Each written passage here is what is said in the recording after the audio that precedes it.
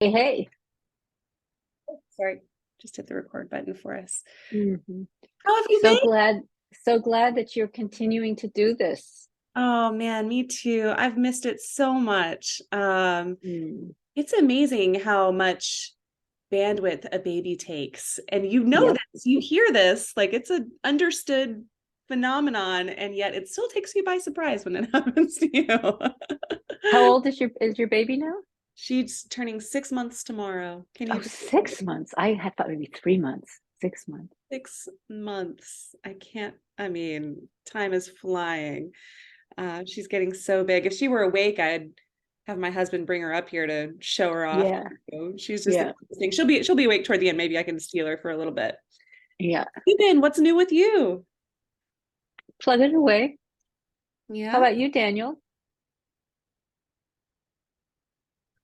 Um, always something. Always pretty busy doing things.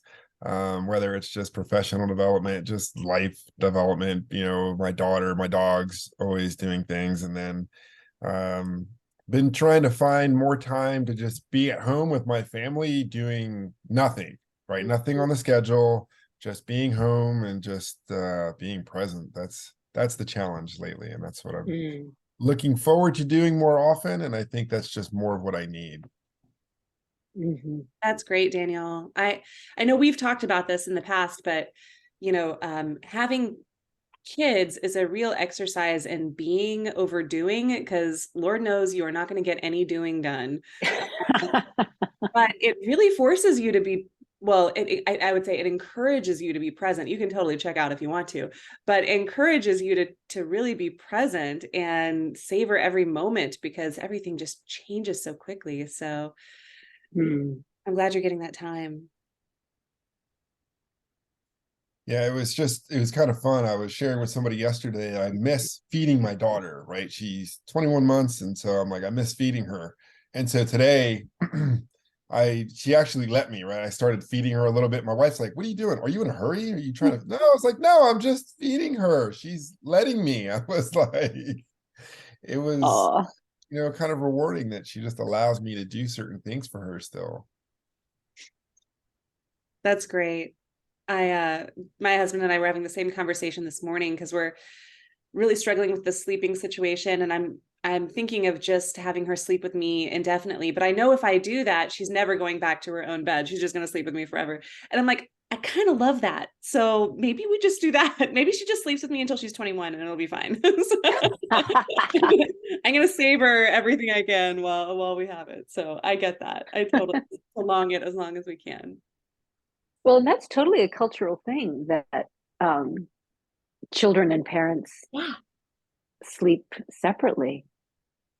Once I reached adulthood, and I mean, I realize now what a comfort it is to sleep with somebody else, and thinking that we kind of impose that on our children that they have to sleep alone.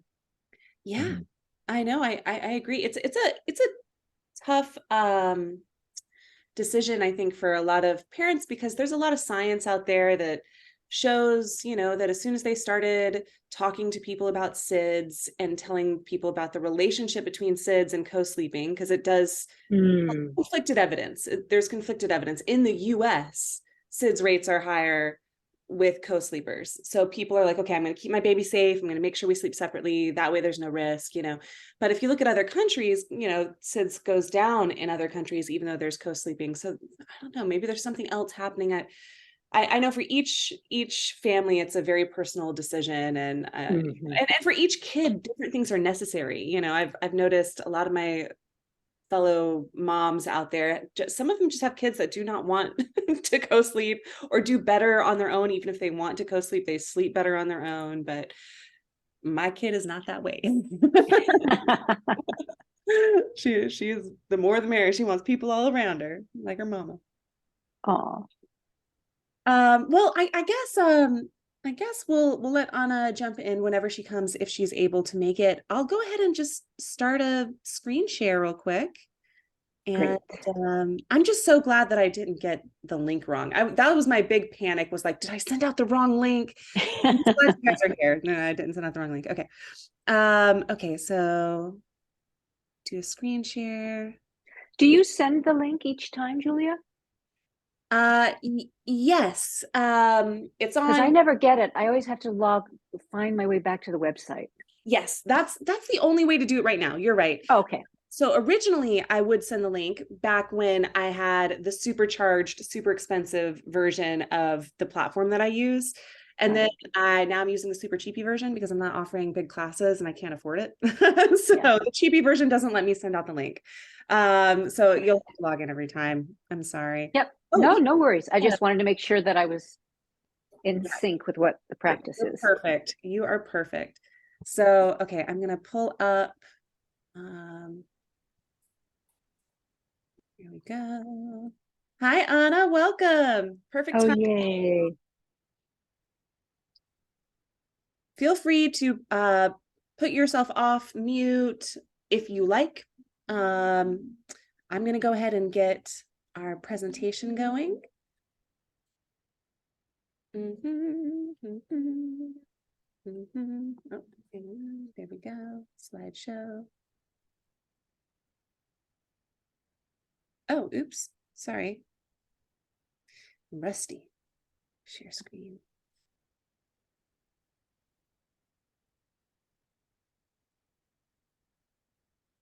Huh, it's not allowing me to do it today. Can you see what I'm seeing? Can you see the slideshow? No, not yet. Okay. There you go. Okay, great. Perfect. Thank you, guys. So I'll keep our participants tab open. I think it's just going to be us though. So we'll go ahead and get moving. So today is a kind of confluence of a lot of different holidays. I like to have workshops centered around whatever's going on in a particular time, because I think it's important to stay rooted to our temporalities. But today is both Earth Day internationally, and it is National Poetry Month. So I tried to choose something for us that kind of embraced and celebrated both. But first, in honor of National Poetry Month, I thought we would, oh, Anna says she'll pop up in just a second. Perfect, Anna, take your time. So I thought we would just start off by talking a little bit about poetry. You know, in this workshop, we often look at poems together. Sometimes we'll look at paintings. So regardless of whether you're a poet or not, everybody here has had some familiarity with what poetry does for them. So let's start just by talking about that. What does poetry do for you?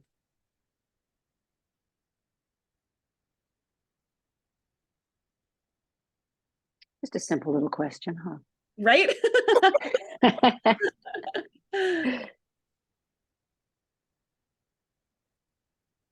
I think one thing it does for me is it distills experience, and it also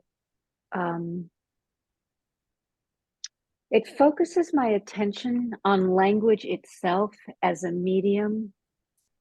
You know, the way that weaving focuses my attention on texture and textile and color and design, and dance focuses my attention on movement and kinesthetic expression, solo dance, group dance. But poetry focuses my attention on language not just as a mechanical tool, but as a medium of artistic expression. You can make art out of it, I guess, is what poetry helps me remember and focus on. That is such a beautiful, detailed answer. And there's so much to unpack here too. I like how you've turned it into a kind of a meditation, you know, like a focused attention on something that allows you to remember, that allows you to focus on the medium as a kind of expression. I love that. It reminds me a lot of meditation. What about for you guys? It I think it does a lot, right? There's just the processing aspect of whatever it is that we're going through. And I think that allows us to also be expressive to others in ways that we're not typically able to. At the same time, I think it can encapsulate that feeling, that moment, right? Whatever it is that we're going through or experiencing, right? It's a way to kind of capture that, read it years later, and kind of come back to that same feeling. It's a way to give voice to others that aren't able to fully kind of express themselves. And, as we kind of talked a little bit quickly about children, right? They get frustrated because they don't have the words in order to kind of use the language. And so for others, they don't really have the words. And so they find it in other people's. Mm. So in a way, it's kind of a mode of connection. Yeah. Like you can understand people more clearly almost sometimes, I think, through poetry. And you see a way to connect with them, more in a more material way, in a more visceral way through poetry. I love that. It gives voice to others. I also really like how you brought up processing. Poetry is a kind of processing.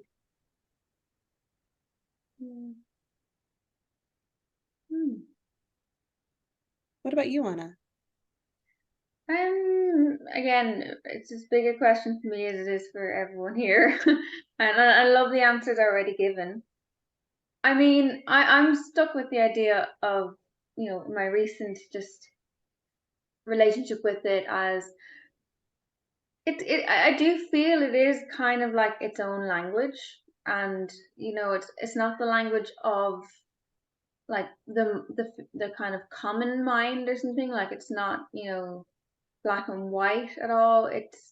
I mean, I feel like anything I say has probably already been quoted by some, famous poet like Rumi or something when I say it's kind of a language of the heart, of emotions, of the human experience kind of thing, like to put a life in a sentence, or to put a childhood in a poem, encapsulated. So it's kind of like a container for life human experiences, and it's a very safe one for all those experiences because human experiences are very kind of explosive or something maybe sometimes, or very, very thick and potent, but poetry holds it together and makes sense of, I think it does make sense of things that are not able to just be expressed so rationally. And I'm not going to say it's like irrational either, but it's just particularly for like most of the world, or yeah, I just think it makes sense of very kind of mystical things. And yeah. Awesome. Yeah, I like the idea of it as a container. I was just reading this Marginalian article about language being a vessel, and poetry is what happens when the vessel spills over and can't contain itself anymore. Poetry is the thing that exceeds language, surpasses it somehow, which I thought was really, really beautiful. So in a way, I guess it contains it, but it also explodes it. It also defies the very medium that it uses. I also like that you said it's a language of the heart. That reminds me, I was just reading this morning. I was reading a bunch of Ada Limon interviews this morning, and one of them, she quotes herself, I think, it's one of her poems, and saying, "What does the heart want? She wants her horses back." And that is such a great, and that just speaks to the, like, we all know what she means, but it's not rational, it's not logical, it's not linear, it's a felt thing. It's a felt thing. And I think that's maybe what you're talking about with that kind of more mystical but still very real that poetry does. Yeah, it's like I've noticed, when sorry, it's a bit random, but like in circuses, I think I noticed clowns don't speak English or any language that's common to the public. They speak like jibber jabber, but it's very clear, Minion. through expression and motion or movement and methods. Yeah. Yeah. Totally.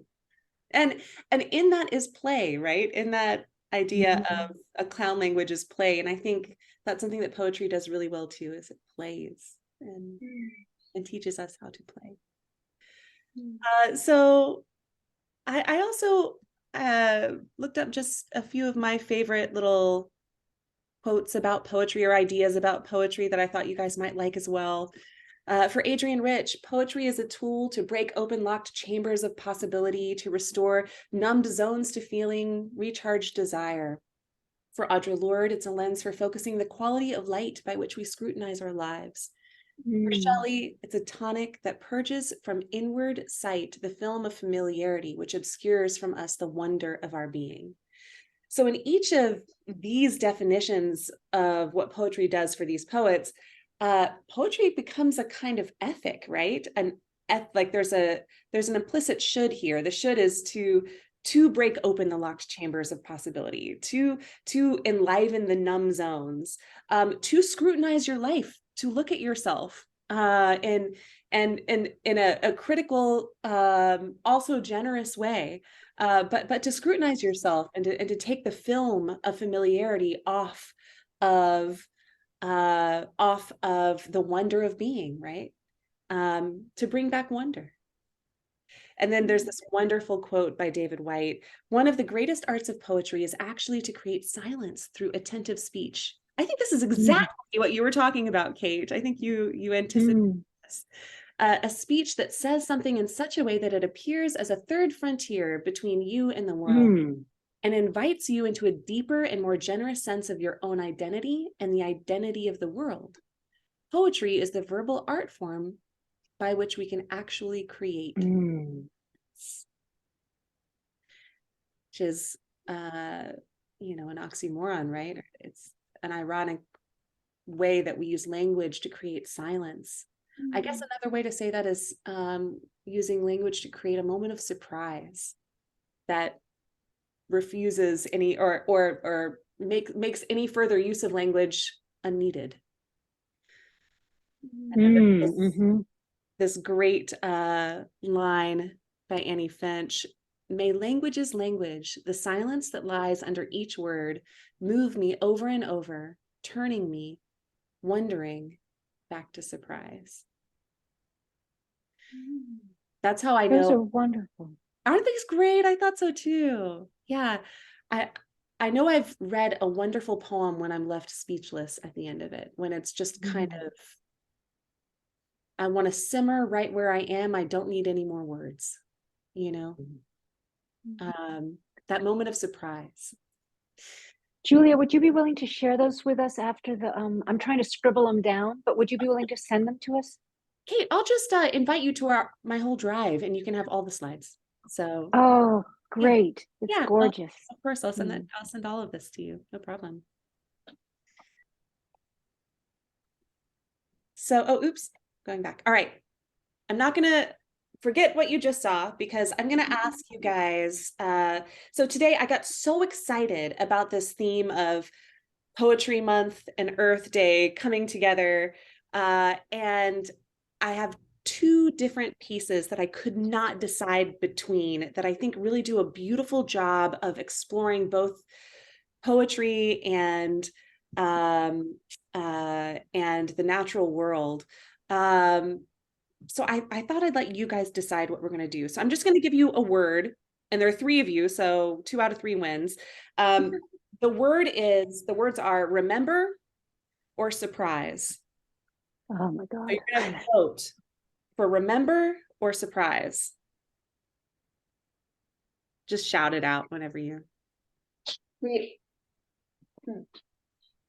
pick a word. What's the theme of the poem? Yeah. One is remember and the other is surprise. So just pick a word. Which word is calling to you the most today? Surprise. Okay. I was gonna say remember. Okay, great. Oh, Okay. no, I don't know now. Can we do both? I'd be Can we like, do can I all? be neutral? We'll definitely read the second one at the end so that you can see what they both are. I Both? still. Hmm? Anna, please go ahead. Sorry. No, all right, were you gonna say something, Kate? Or I was going to say, could we read them both and decide then? Sure, yeah, fair. Read the surprise tour. sure. The Well, surprise. okay. Hmm. I'm hesitant I because feel like remember, personally. remember? Okay, okay, all right. Maybe I just don't feel like surprises today. I just don't remember. I think my mood is like, nostalgic today because Perfect. it's raining. Let's go with remember then. I like it. Okay. Sorry, And Kate. we'll read surprise at the end. Okay. Yeah. Okay. Okay, this was surprise. So All right, we're going with Joy Harjo. Joy Harjo, if you haven't heard of her, she was a 3-time poet laureate of the United States. She is of the Muskogee or Creek Nation. She has a million great books of poetry. She's also a performing artist and a musician. Check her out if you have not already. What I love about Joy's poetry is the way that it can make the most seemingly mystical things very simple and material and felt, and vice versa. The most simple material felt things into the most mystical. We're going to look at a poem today called Remember. I'm gonna not tell you anymore. We're just gonna read it. Who wants to read it out loud? I'll read it. Okay, Kate. Kate's going to read it. You guys know the game. As she reads, we're just going to write down words and phrases we find interesting. Whenever you're ready, Kate. Okay, remember. Remember the sky that you were born under. Know each of the stars' stories. Remember the moon. Know who she is. Remember the sun's birth at dawn.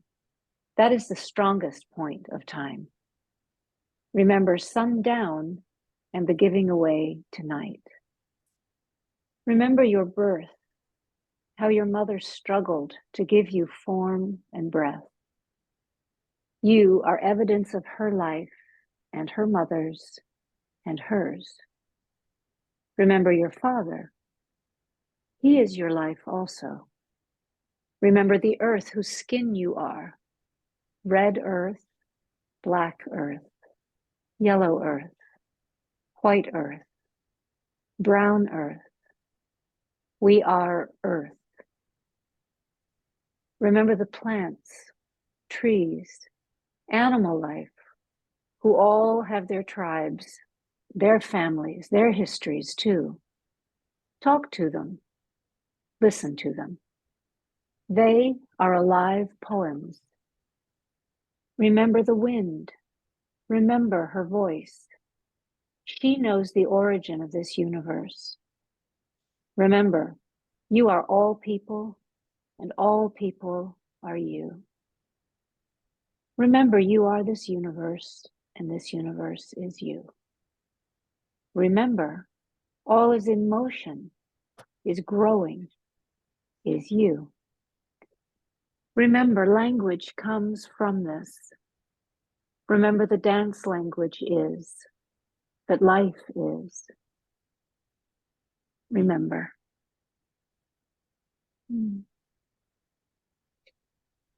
Beautiful. Thank you so much. Let's read it one more time. This time, well, let's see. Who would like to read this second one? Daniel, Anna? Would you like to, Daniel? I can. Okay, as Daniel reads, we're going to pop a word or phrase or idea even into the chat board, just about things that are really calling our attention here in this deceptively simple poem. Remember the sky you were born under. Know each of the stars' stories. Remember the moon. Know who she is. Remember the sun's birth at dawn. That is the strongest point of time. Remember sundown and the giving away to night. Remember your birth, how your mother struggled to give you form and breath. You are evidence of her life and her mother's and hers. Remember your father. He is your life also. Remember the earth whose skin you are, red earth, black earth, yellow earth, white earth, brown earth. We are earth. Remember the plants, trees, animal life, who all have their tribes, their families, their histories too. Talk to them, listen to them. They are alive poems. Remember the wind, remember her voice. She knows the origin of the universe. Remember you are all people and all people are you. Remember you are the universe and this universe is you. Remember all is in motion, is growing, is you. Remember language comes from this. Remember the dance language is, that life is. Remember. Great. Thank you so much. So this poem uses that repeated phrase, remember. It's called anaphora in poetic studies. It's that repetition of remember over and over and over again. What does that sound, that repetition of remember, how does that work on you as you listen to this poem? What did it do for you as you listened?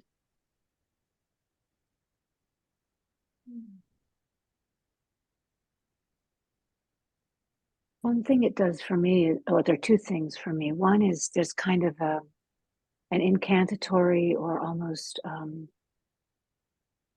hypnotic effect of it, the repetition of it, Yeah. because it creates a rhythm. Once I get that it's going to be repeating, I give over to the rhythm of it, even if the lines aren't the same length or the number of details aren't the same. It doesn't matter. And the second thing it did was maybe it's just the state of mind I'm in today, but I'm looking at the word member, meaning, to be a member of something, a participant in, and to read this poem to me, because of where I am in my state of being today. I'm feeling very separate from other people or from a sense of hope, I think I would say. This poem is reminding me of a way to remember myself to the world around me, to reconnect as a member.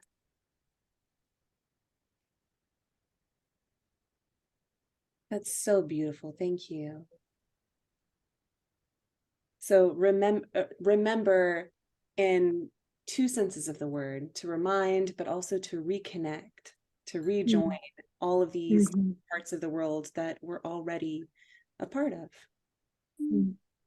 That's beautiful. And thank you for you notice that hypnotic effect that the remember anaphora has, and you said something really interesting that allows you to kind of give yourself over to it. Once you know it's coming, it's kind of to be expected.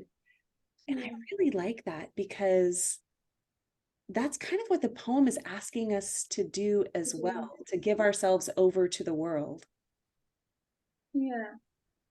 I was going to say about that, the remember, like in that hypnotic sense, there's this slightly soothing, because it's a rhythm and it's the same word, and it's not like saying remember this, then do this, and then do that.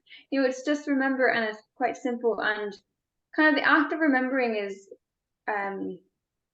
or like telling someone to remember. It's very much your own kind of, it invites you into it. I think it's not like it's kind of a demand.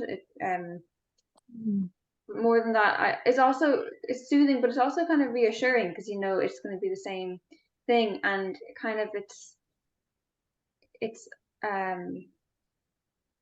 Yeah, probably going with the line of even remember, which is fascinating. I didn't see it before Kate mentioned it, the remember and then the remember.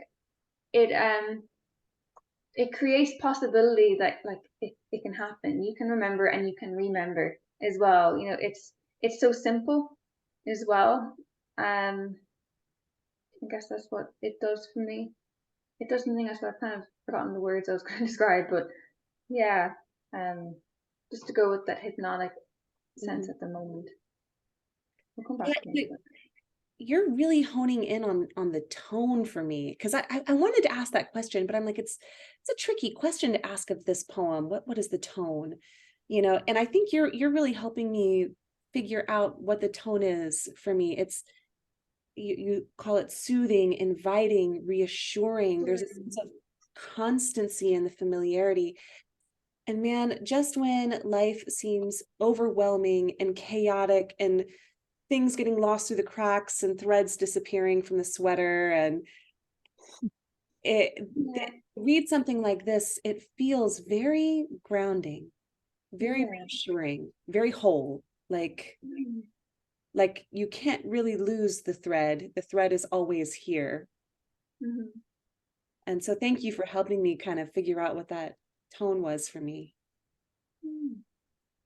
But it's also, you brought up another point, you know, it's not just gently reassuring, it also creates possibility, and it's simplicity. Like it's kind of you know, even though it's soothing, it's empowering. Mhm. Because to remember is, well, it's not like to go back. Yeah, I think I was going to say, like, it's you're just asked to remember something, not to learn something new. And particularly the things you're remembering are things that are you, and it's very empowering and reassuring that way. It's kind of rebuilding as well, and the voice that I hear is kind of, if it's authoritative with the capital R, you know, as well, it just feels very like, in that sense, it is some, maybe lessons or something being transmitted to you, or something from something supposedly greater, but ultimately it's empowering you, it's handing down to you your power, your possibility to remember and remember. To keep going back to that now, but yeah, that's what I Yes. want to add. So it's reminding, that was my next question. What is it asking us to remember? And one of the things is our own power. What else?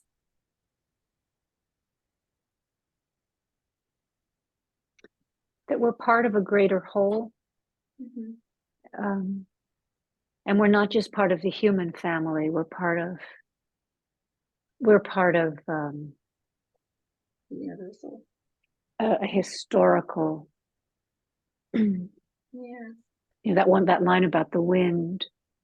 Where is that? Remember the wind, remember her voice. She knows the origin of this universe. Yeah. Yeah.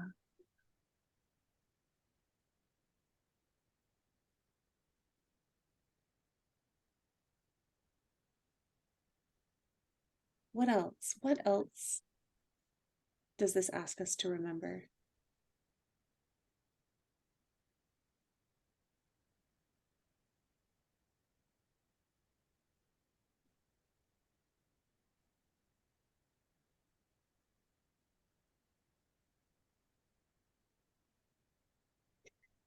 Well, actually, I think, so I'm still kind of simmering with what Kate just said.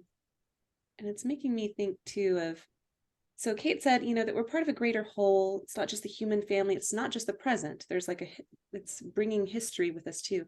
And I'm realizing too, I'm looking at that line, remember the plants, trees, animal life, who all have their tribes, their families, their histories too. That too is kind of like, hey, human, Yeah. it's not just about you. There are other stories out there. Listen, remember them. So in a sense, I'm kind of hearing a little bit of a critique in this poem, that you look outside yourself.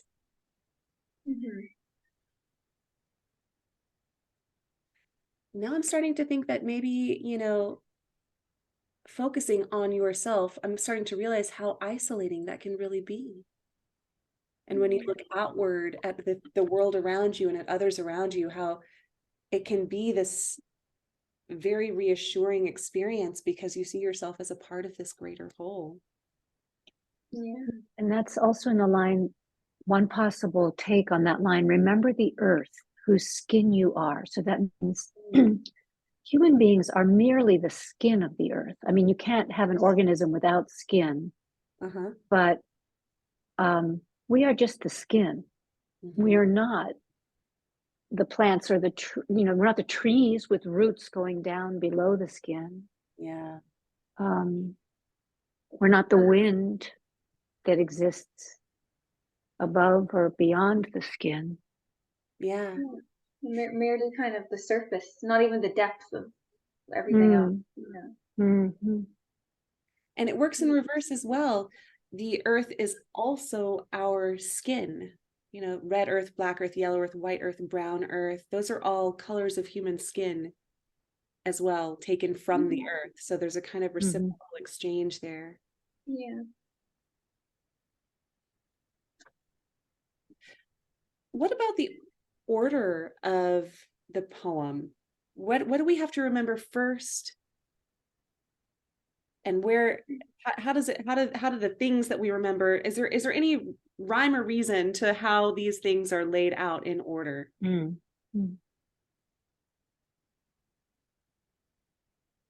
kind of think straight away I'm kind of looking, you know, from my eyes up to down. Like you're obviously looking at the sky, to the moon, to the sun, even though it's at dawn, but and you're kind of I guess you're first looking grand, vast, outward, and kind of towards the end you get after seeing all after you know it's sort of on a little journey book nearly. I think of like a kid's book, you know, where you see the kid and he's going through all these times of now I just think of like a child's book where he's on a spaceship and he's seeing the road from this far and he's coming in closer, and then he gets home, you know, because he's on his way home again, but he has to pass through the space and then the stars and then kind of passing by people and trees and plants and all, but to get back to people and kind of see it in a completely new perspective, and then it gets back to kind of more subtle things, nearly in a way, like all his motion is growing as you language and kind of these not really graspable things, but you have a lot of anchor above you or below you to understand them a little bit more towards the end. I don't know, that was a bit of a stream of my own consciousness there, but I like uh I think it's very interesting too to think of this as a journey from outward to inward, as you started saying that it goes from these big grand, I think of that scene in Aladdin, Jafar out there with all the cosmos turning, you know, to this tiny little, you know, part inside of us that's also quite expansive. And I think it's very interesting that you said it's almost like this journey home, because if that's the case in the poem, home is language. Home, remember, language comes from this. Remember, the dance language is that life is. So language and life become synonyms here. And it just makes me think of the way that language is a kind of home. That's a very empowering thing to think about too, because if language is home, language is mutable, language is adaptable, language is playful, you know. Someone once said that all great poems are about poetry, or at least can be read that way. And this makes me think that this could also be a poem about poetry or about stories. Poems actually make an appearance in the poem. Talk to them, listen to them. They are alive poems. So it redefines poetry as living things, the actual living things, the storytellers themselves. Also a quality. No, go ahead, Anna. No, go ahead. Yeah, no worries. After you. Nothing very small, just to echo like a little hiccup of poems. Like, and I just like the way she didn't even describe what a poem was, and she said that. Like she said, they're poems, and we all know that a poem is important or something, without saying anything else. Yeah. That's all I wanted to say. It was like just strong enough. But go ahead, Kate. I'm just looking at also thinking about what you two are building together. And there's a way in which the sky, the stars, the moon, and the sun can be thought of, at least from a human perspective, as relatively fixed. I mean, they move, but I think of them as fixed components of my circumstance as a human being. But language exists only in the moment in which it's uttered. And dance exists only in the moment in which it takes place. So the only record we have of it is through memory. Whereas I don't know what I'm trying to say, but you were asking the movement of the poem, and I'm thinking about moving from things that are fixed and, at least from a human perspective, always true, always there, to something that is the essence of human life, which is here today, gone tomorrow. That all we are human beings, is the motion of our existence, the growth that is our lives. That thing, what's that saying about the present doesn't really, I don't know, I can't remember, but just the past, present, and future are constantly morphing into one another. None of it stands still. That is way more interesting than what I was going to say about this. That is all. I doubt that. No, you so at first when you were talking about the movement from these fixed objects, these fixed celestial objects, to things that are more abstract, I was thinking about this kind of Copernican shift, and it relates a little bit to what we were talking about before. Instead of looking at the world from the inside out, try to look at it from the outside in, and realize the universe is not revolving around us, right? Like the Copernican shift. You guys know the phrase. Yeah. Suddenly we realized that, we actually revolve around the sun doesn't revolve around us. So we're starting to notice all these other things out there around us, and the world becomes a lot less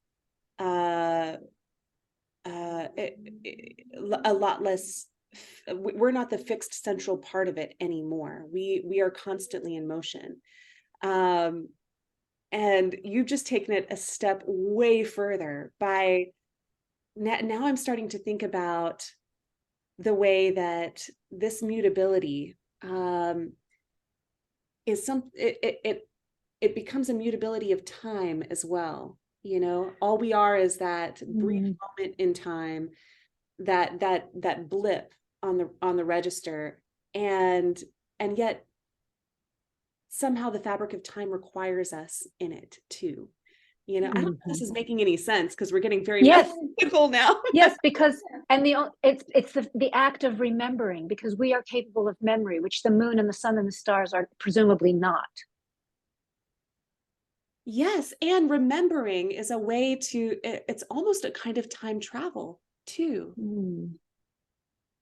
It allows us to weave the fabrics of those temporalities, and to to become a part of our history and become a part of our future at the same time. Go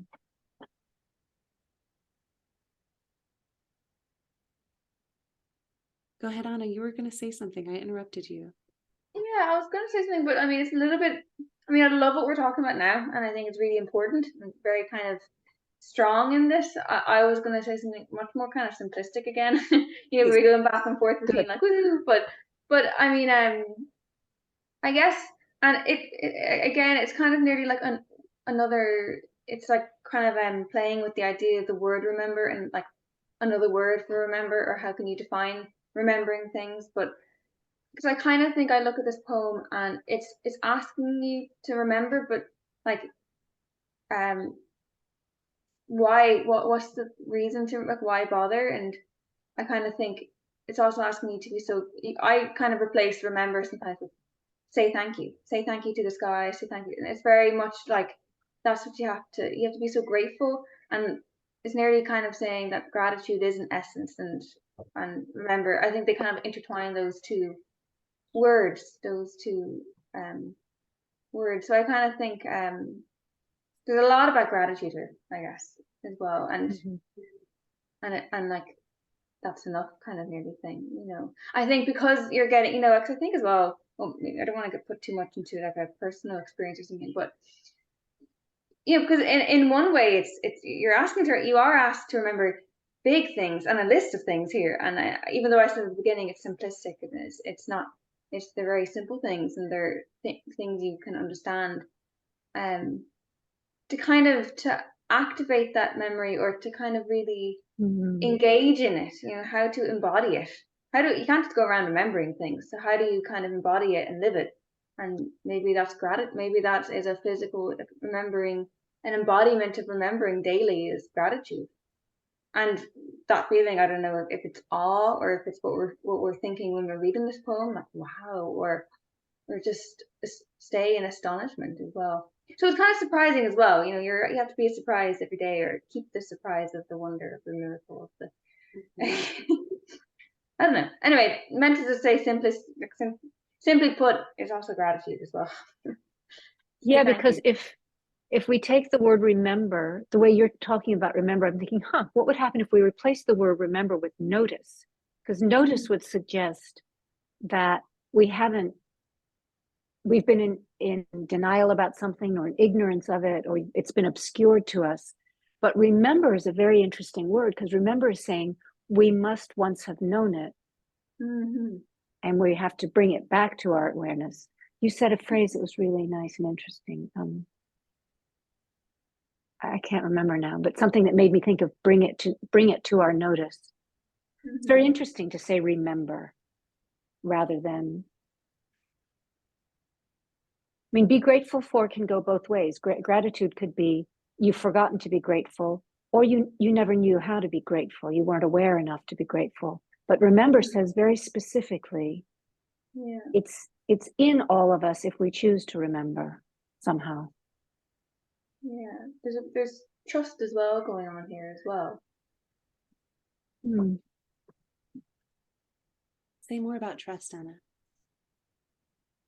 It's kind of, but goes both ways. I think there's an element of trusting this voice that's telling you to remember, and to go and to kind of believe this person that you know it already. And then also it's also, you can also maybe change the word as well with trust. Trust that the sky is, well, no, not really, but like trust the moon and trust the sun. And so there's actually a lot of words that you can play here, but again, it evokes the same thing. And to remember, and if you remember something, you trust, if you remember it, you kind of trust the history of it, or you trust the way it is processed in your head or something. So there is and that's grounding as well. So there's inner trust there, yeah. Because it's a calming poem as well, and and I say that is because there's like trust in it. Yeah. Trust that you know. Trust that you already know. Trust that you know, and you are. You are this, and and this is you, and this has got your back kind of maybe as well, if you have it, yeah. Totally. I feel the safety built into this. When you're a part of something bigger than yourself, you're not so alone. You can fall into this world and be a part of it, and it'll catch you. I love that you bring us back to gratitude. Like I said this morning, I was reading a bunch of Ada Limon interviews, and she said, the interviewer asked her, a lot of your poetry seems to be like a prayer. And she said, well, I heard somewhere that all prayer comes in two kinds, please and thank you. She said, I'm not a praying person, but I think poetry works the same way. All I've got is please and thank you. Mm. And I thought that was so good. And this is, it's very interesting because this poem has both a please and a thank you. It has a bunch of those thank yous of gratitude, but the please is to please remember that there is a command verb that begins each one of these sentences that maybe, I mean, it could be the speaker speaking to herself, but as a reader, I hear it very clearly directed at me as well. So there's a very clear please here. And Kate, thank you so much for that great thought experiment. What if we replace this with another word? What if it were notice? You know, that really makes us think about the way remember is an act that happens again. The it's something that has already happened once before. It lives in us, as you said. We must have already noticed it. This is just a way of bringing it back to our attention, to the surface of our awareness, but also of our bodies, as Anna said. This is a very embodied poem. This is a poem about breath and earth and skin and motion and dance. This is a very, very embodied thing. This has been just a beautiful meditation for me, not just the poem, but the close reading of it. Daniel, do you have any thoughts from our conversation that any epiphanies that you want to share? You don't have to if you don't want to. Well, I don't think there's any epiphanies. I was just kind of noticing certain things like, the sky, right, the stars, the sun. There's no male, female with that association, but the moon is a she, the wind is a she, coming back to like remembering like your birth and the struggle of your mother and her mother and her mother, right? So it's feminine presence perhaps, and this act of giving birth and giving life, right, talking back to the sun's birth at dawn. And then I almost find it kind of comical in that, oh yeah, and remember your father too. Yeah, he's a,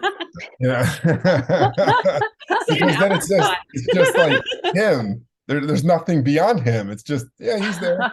But then we think about a lot of just history and culturally, right? A lot of fathers just, they're, even when they're there in the home, it's typically the mother, right? We honor Mother's Day, right? That's a very celebrated day. When it comes to Father's Day, we don't really celebrate it as much. And so perhaps it has more weight with me now because of my own daughter and how I try to have my own presence there and have her know. So this is where I just find it a little comical when they're like, oh yeah, don't forget about your father. And I love the way you read it too, Daniel, as well. You're like, remember your father. You just completely changed your tone as well at the beginning. I was like, I got that. It was good. You bring up such a great point here. This is a very female-centric poem. And it reminds me that, when we talk about Earth Day, the actual, I just read the other day, the actual name of the International Earth Day is literally Mother Earth Day. International Mother Earth Day. And we think of Earth as a mother. So I can see how, especially coming from, certain Native mythologies, that, that this would be a very female-centric poem because Earth itself is, from what I understand, very, is considered female in a lot of Native traditions. I think it's actually very kind of her that she threw father in there at all. But I could also see how it might also feel as a male reader a little bit alienating, especially for a poem that seems to be all about connection and bringing together, that there's not a lot of presence of maleness here. Maybe the kind of femaleness, maybe this is a cop-out. I'd love to hear other people's thoughts on this too. maybe the femaleness is more of an energetic femaleness, like the kind of procreativity that's behind motherhood, the nurturing that's behind motherhood, the all of these things that we associate with motherhood that are not necessarily sex-linked traits, but I'm sorry, not necessarily gender-linked traits, but sex-linked traits. Maybe that's more what we're talking about, that is generativity and procreativity. I don't know. What do you guys think? Why isn't there a lot of masculine presence here? Yeah, it's a good point. I mean, now that I think of it, it's like it's kind of necessary. It's a good balance that just, and it's actually quite an interesting pop-up balance thing compared to the rest. Um, well, I mean, I do think you can't. Um, yeah, like I would agree that it's not like an energetic thing. It's a subtle, like it's a symbolic thing, I guess. The motherhood behind it as well, like especially because when it's talking about the mother, it's not talking about the mom in the same light as the father. It's talking about the birth and your mother giving birth to you. It's not necessarily talking about everything else that happened after. It's asking you to remember that part of that connection with your mom, Mhm. and maybe that says it all, or there's no, that's the beginning, kind of like the sun's birth at dawn. That is the strongest point of time, and remember the sun. And yeah, I think it's just, it echoes that. I mean, for me. Hmm.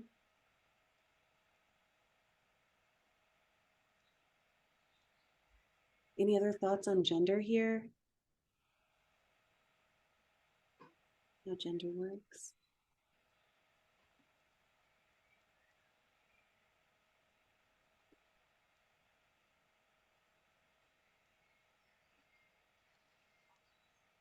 Cool. I think we've had a really phenomenal discussion of this poem. Any last thoughts just overall before we move into some writing? See where this inspiration takes us.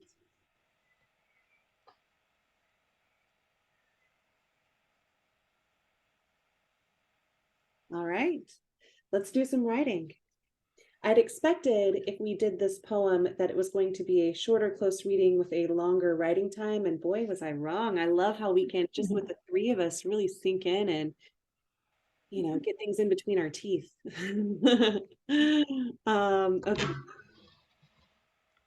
Go ahead and pull out pen and paper. I'm going to set a stopwatch for 5 minutes. And I'm going to amend our writing prompt. So either make a list of the things you want to remember, or in honor of Anna's brilliant comment about trust, make a list of the things you want to trust. I'm going to give you another one, or make a list of the things you want to say thank you to. So I'm going to write that in the chat box. Think about what you want to write to first before I set the timer. Remember, trust, or thank. Because you're right, all of these things are happening here. And Anna and I are big fans of lists, so this might be a fun project. Okay. Set timer for 5 minutes.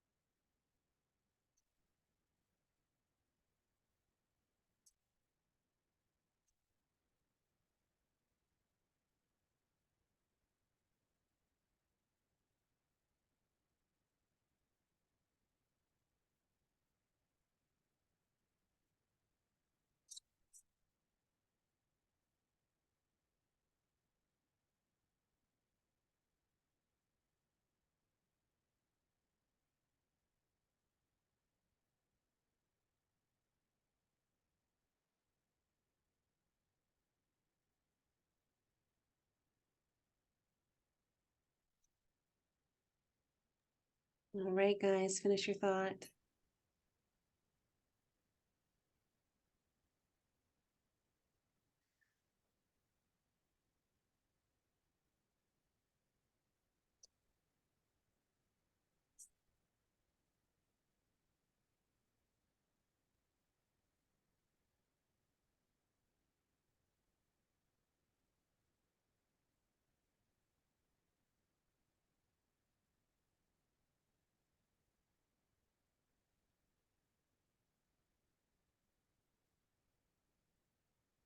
Whenever you're done, you can signal you're done just by looking up.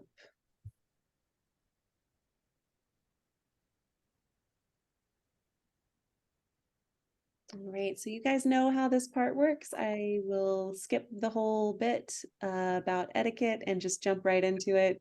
Who wants to read first?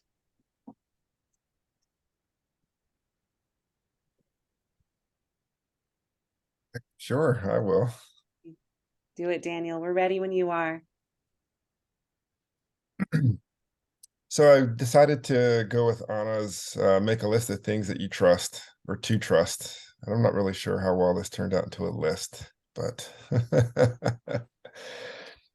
um, trust in thyself, lest be deceived by betrayal. Mm. Trust in who I am. Disappointment, therefore, is when primary focus is not within me. Trust, vulnerability, that others are doing their best, but are not you. I want to trust in times of adversity, optimism prevails. Trust in the knowledge I bestow my daughters. May it guide them to enlightenment, to be able to trust in my relationships, reinforced through time.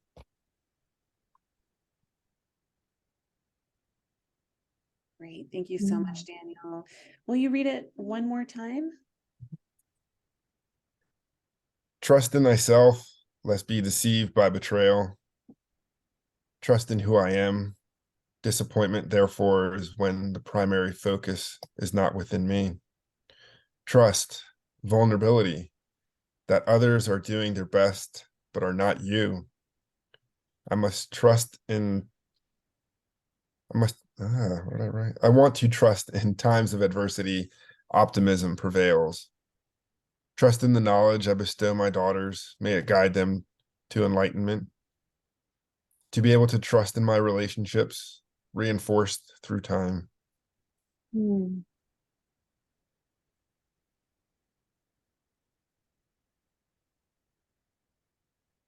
Great. Thank you so much.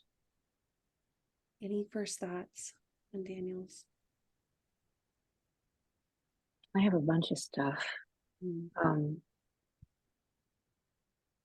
The vulnerability, when others are doing their best, but are not you.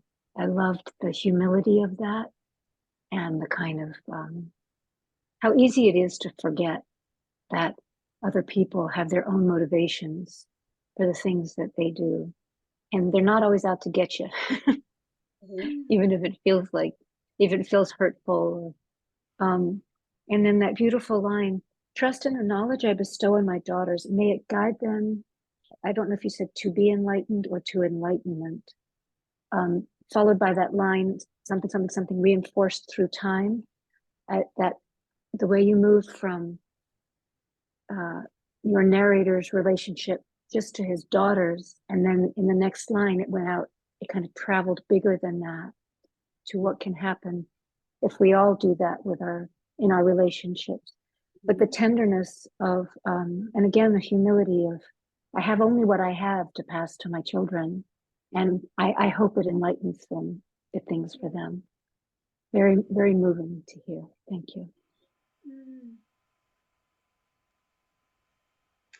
Yeah, I thought it was beautiful. I thought it was so like a prayer, you know, it was a real honest and kind of putting all your energy Mm. into this one, into this simple prayer or this simple poem, but it's so strong. And I think you distilled so much things that are part of life.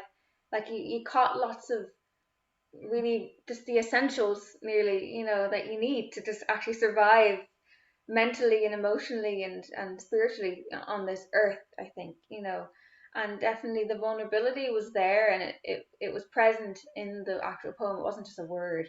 And I also loved the lines, giving the knowledge to your daughters and may it lead them to enlightenment. It was very, yeah, selfless and humble.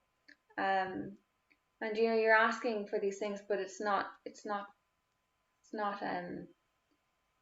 not nearly for your own benefit, but it's for the benefit of the world. And I guess, yeah, that the last line, stretching through time, like it's you're asking for it, but you're asking for it because I think it will serve the world, kind of thing. It's a big poem. It's a big ask, but it's makes it possible. It's very powerful. Mm. Anna, you're really helping me refine my thoughts here because, well, at first, so that first line, Yeah. heard that first line, trust in thyself lest you be deceived by betrayal, right? I heard there something that was a little different from what Joy Harjo seemed to be saying in Remember, which is all about letting yourself be one with the world and connected to all things. The first part of this poem seems to say, yeah, but you got to trust in yourself too. You got to trust that not everything is going to be in your corner. Not everyone is going to be, you know, uh, uh, wanting to, do things that are in your best interest. You also have to be discerning. You have to be discerning to know what to let in. So it seemed to be kind of challenging Joy Harjo, I think, in a really smart way. Relevant. And in that sense, you called this poem selfless, and I was thinking, well, maybe it's not as selfless as that. It's also saying self is important, but now I think what you said about how it guides to this, it eventually makes its way to this selfless place, like that really makes sense to me, that we start off with this kind of discerning moment where you really have to trust yourself. People are not always people, some people are going to deceive you, but that trust in yourself allows you to develop relationships that you can have trust in, that you can be optimistic about, that I thought it was interesting that there's that great line, I want to trust optimism, I want to trust that, that relationships can be reinforced. And I think in order to do that, you also need to have discerning boundaries, so I think it points out an idealism and that we hadn't really discussed in the Harjo poem, that this also gets, if we get back to this, this altruism, the same sort of altruism that the Harjo poem seemed to have, and that he wants to pass these wisdoms onto his children and to develop better relationships, but it starts with this discerning moment. Maybe that's, if Joy Harjo elaborated on the father, I think that it would be like possibly. This is father energy. I love it. That's great. It's important. Yeah. Thanks for bringing the father energy, Daniel. We needed this. Great. Thank you so much.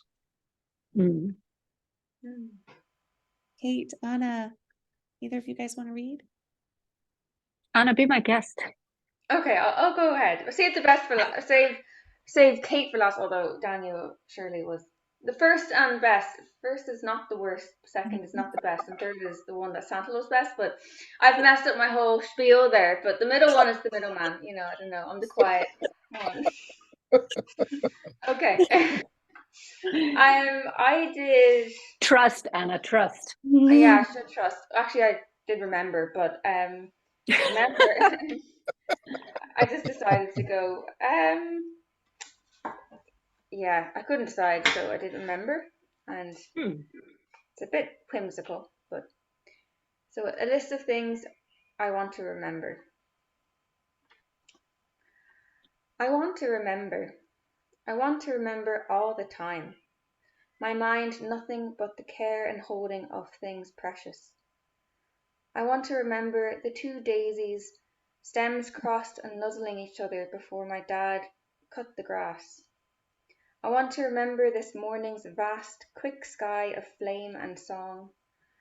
I want to remember this so much it hurts, but then I need to remember that without my knowing, my body, my heart gently plucks last night's few stars, a few sunlit daisies, catches blood of the rain, and keeps my heart on this earth. I kind of messed up my words there, but Beautiful. You want to read it one more time? okay. Gorgeous. Mm. I want to remember. I want to remember all the time. My mind nothing but the care and holding of things precious. I want to remember the daisies, stems crossed and nuzzling each other before my dad cut the grass. I want to remember this morning's vast, quick sky of flame and song.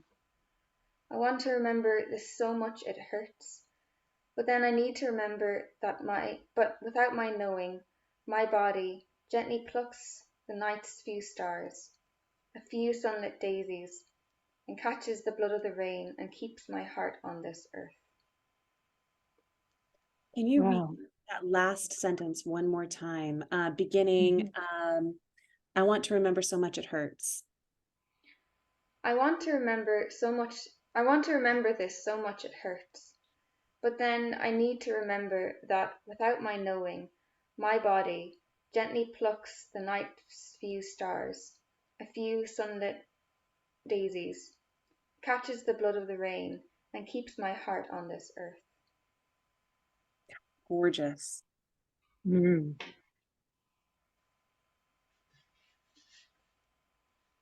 Hmm. All right, thoughts.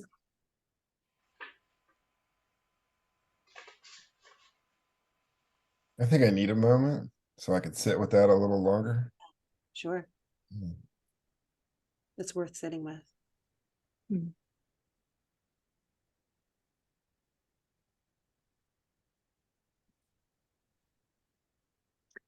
I think it was, there's an American writer, E.B. White, who said something about the job of the writer, or maybe the job of the essayist, is to notice small things.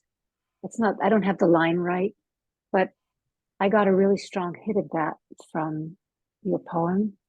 The line, nothing but the care and holding of things precious. And I love that you said things precious rather than precious things. I love that the line ends with the word precious, like that's the last thing we hold in our ears. And then those two daisies with their stems crossed, I don't think I'll ever forget. Especially when the mower comes later, the fact that only the poet's noticing. It's what Joy Harjo's poem was about to me, that it's the moment of knowing, of noticing, poets noticing, because those daisies have been mowed down, and how delicate they were in their crossing of stems, and how beautiful they were until the mower took them away.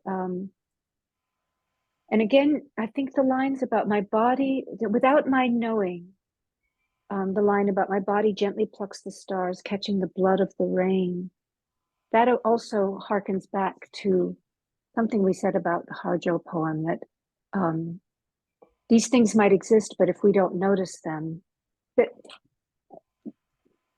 never mind. I feel too inarticulate, but really, really, really beautiful in its noticing, this poem. I want to pick up right where you left off, because I think you were really getting my mind working in an interesting direction. So there's something ephemeral here that writing it down acts as a kind of antidote to, that allows you to hold it, that allows this speaker space to actually remember. And there's a hint of violence in that ephemerality. There's a hint of things lost, the daisies being chopped, the blood of the rain that is caught by this remembering, that's held up by it. And we were talking earlier about the way poetry all poems are somehow about poetry. This is also seems to echo that for me, that this is a poem about how remembering, the act of remembering, whether it's through writing or poetry or just attention and awareness, holds things and preserves things that are by very nature ephemeral.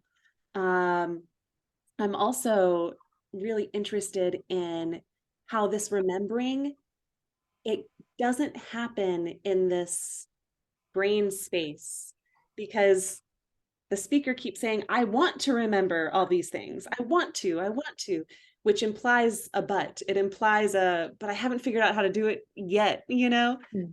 And then at the end, I need to remember without my knowing that my body catches these things. So the vessel, we started off talking about the language, how language is a vessel, right? And poetry overfills the vessel. Here, the vessel that catches the spillover is the body. That's the place that the remembering happens. And that's how this poet keeps her heart on this earth. And I hear this heart as a very embodied, rooted, earthy heart, very much like Joy Harjo's. Just really beautiful stuff. You're phenomenal poet as usual, but this is, I love that last line. Like Daniel, I had to really sit with it. And I always appreciate that we were talking earlier about that moment of silence at the end where you're like, I need no more words. This is a great example of that. That last line is stunning. One more beautiful line. The quick skies of flame and song. Oh my God. Quick skies of flame and song. Gorgeous line. Also speaks to the ephemerality of things, right? The quickening of it. Yeah. Really Yeah, that's it. Right. Just kind of just put me in my chair just to have me sit a while longer. I could probably just sit on some of those words that I wrote down just for another 10 or 15 minutes and not say anything, and just kind of be within those words. That Julia pointed out, like this I want to remember this. Perhaps I've forgotten it. Perhaps I keep recalling it, and I don't want to have to, like, I want it to be present, like not just to remember it, but I want to have like this conscious knowledge of it. I want to remember so much it hurts. Does it hurt because we're having trouble recalling? Is it the recalling that is causing us to hurt, or a mix of it all? Yeah.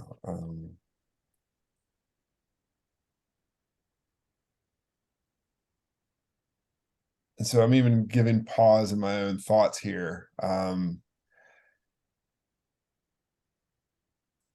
Yeah, there was I I think I need to honestly really just kind of see the words all together and read it again about 7 or 8 more times and really kind of start to grasp it a little bit more, right? The blood of the rain, this also like keeps my heart on earth, and so many different aspects there, like what, perhaps grounding me, more, it even brings me to someone I had recently met, and they were contemplating suicide, and so it brings me back to this as well, like, no, this is where I need to be, this is where I am, allowing me to be present.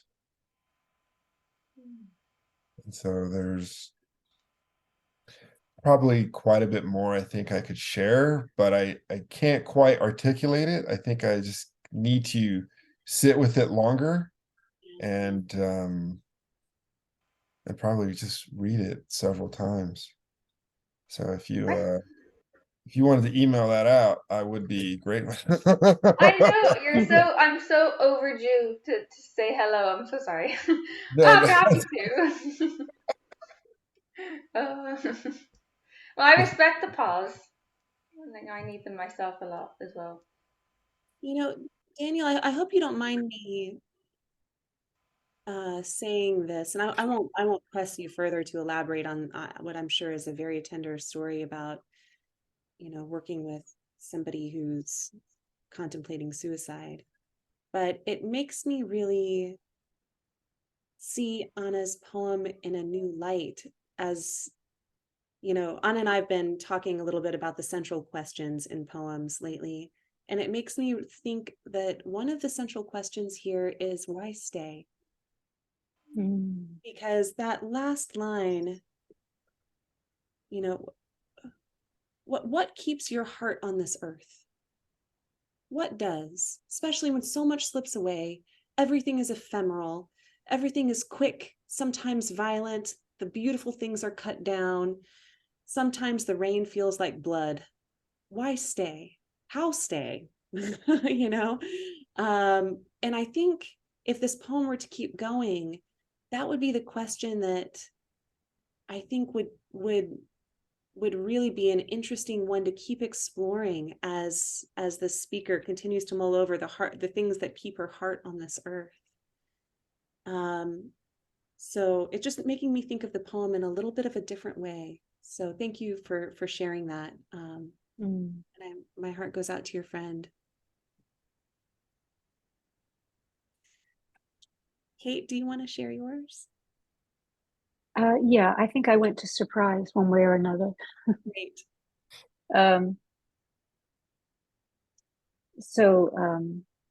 Trust in poetry, language, words.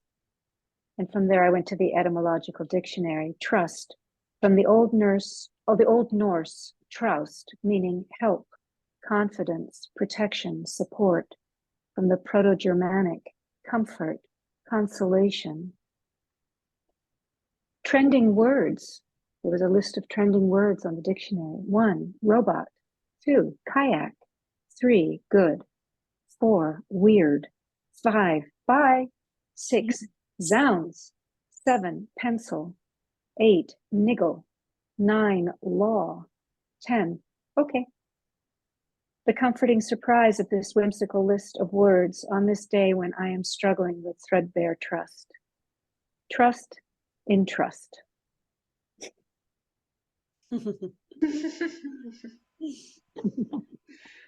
Great. One more time. Trust in poetry, language, words. To the etymological dictionary, trust, from Old Norse traust, meaning help, confidence, protection, support. Proto-Germanic, comfort, consolation. Trending words: 1, robot. 2, kayak. 3, good. 4, weird. 5, bye. 6, zounds. 7, pencil. 8, niggle. 9, law. 10, okay. The comforting surprise of this whimsical list of words on this day when I am struggling with threadbare trust. Trust in trust. So creative. I love it. All right. Colorful.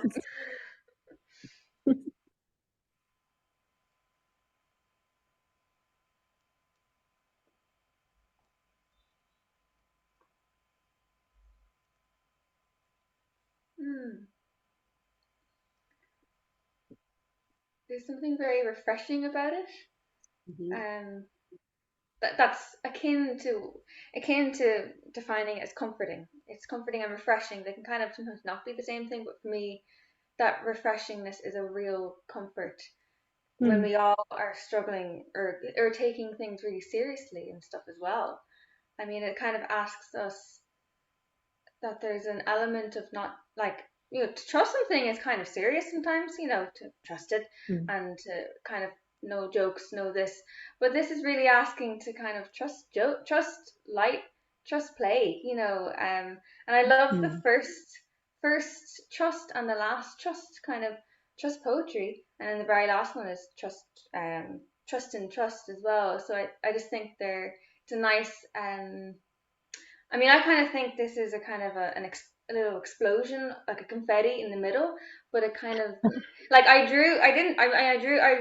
scribbled down words, but you can't really see. But there was trust in poetry up here and trust down here, and then just to describe it, I kind of did a little squiggly line to all the other words in the middle because it's a mixture, a pick and mix, but.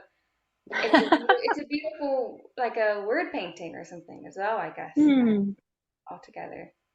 And a Thank you, little Anna. piece of art, yeah. Hmm. And something I mean, I don't want to go back to when I was talking about clowns at the beginning of our session, like that clowns don't have a language.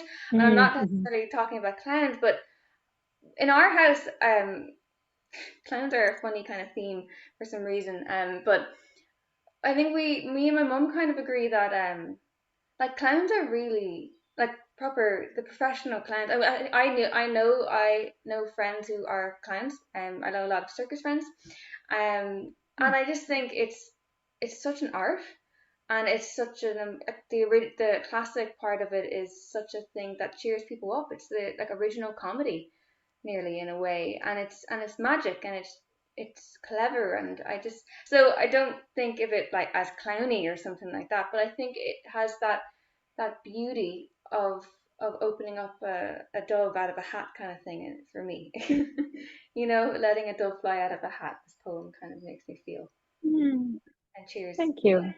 Yeah. What a lovely read. Thank you.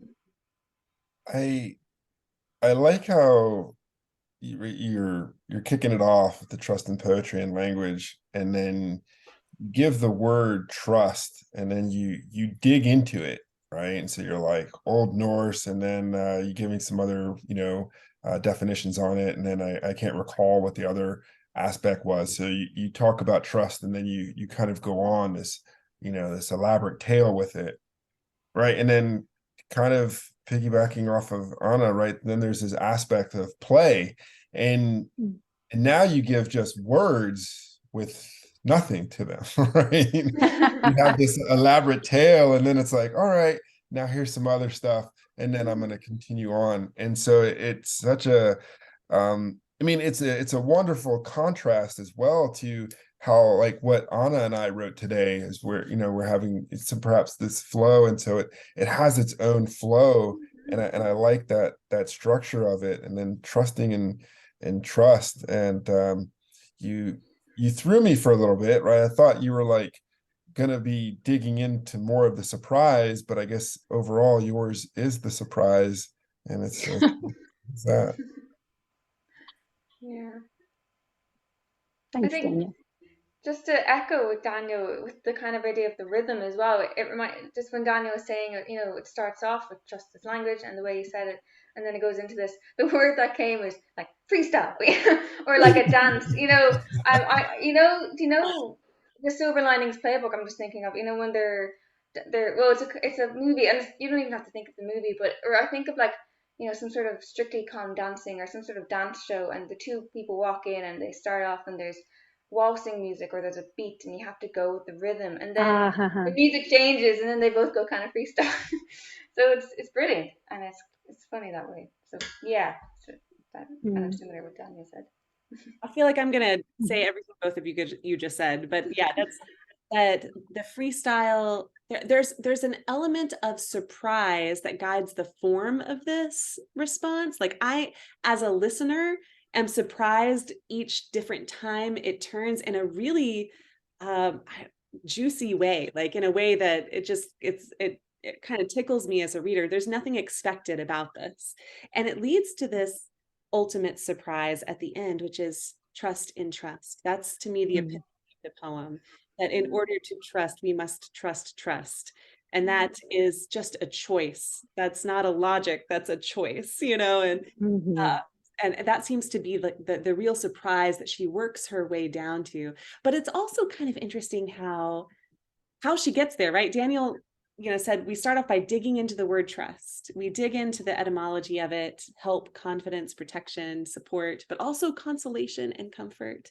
So we're looking for kind of something comforting here. And then the list of words that are trending right now takes another.